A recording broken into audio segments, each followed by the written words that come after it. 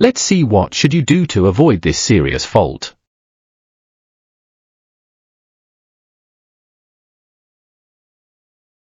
There are two mistakes the learner made when approaching the roundabout.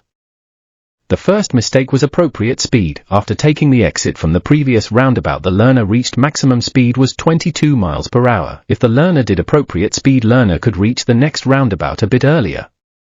There was only one car following in the back. The second mistake was didn't move to the right lane early as possible. If you read the sign early, make a plan quickly. Early observations, early decision is always better to avoid serious fault while you're driving. Examiner asks the learner to take the third exit on the right. But there was a vehicle on the right lane driving a bit faster. If you want to avoid an accident, stay in the left lane, take the left or straight ahead exit correctly in the driving test.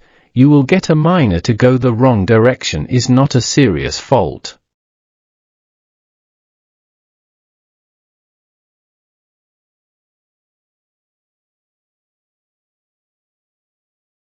Thank you for watching this video. Share this video with your friends and family members.